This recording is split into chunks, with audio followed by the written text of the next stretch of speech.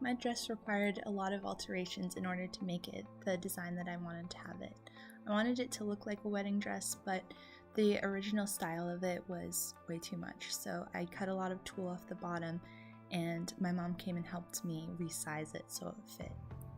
I also had to make some paint in order to make the top of the dress do the color changing effect that I wanted it to do.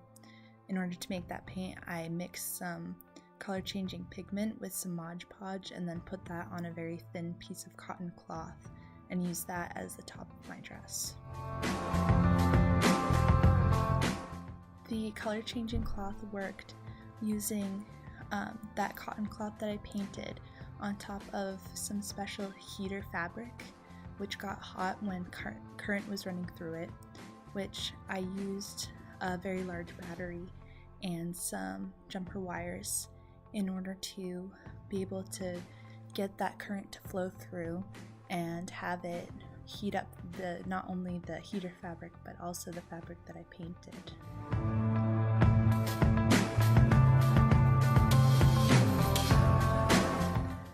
In order to make the lights that were in the bottom of the dress to work,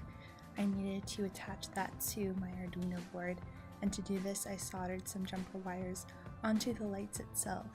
and used those to actually plug them into the board.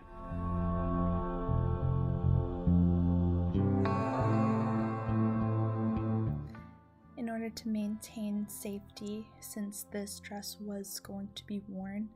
I used some heat shrink to cover any of the exposed metal that would have any current running through it.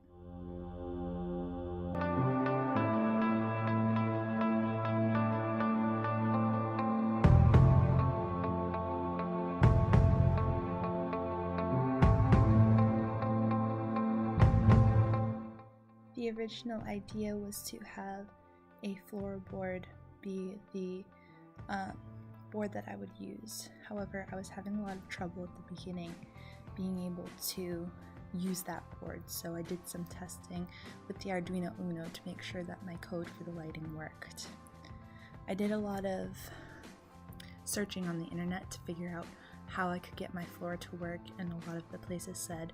that sometimes the USB cables were the reason why it didn't work, so I bought myself a new one and it ended up working very well after that.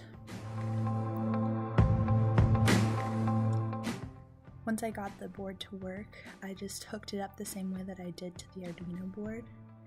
and put the same code on it, and it made the lights light up.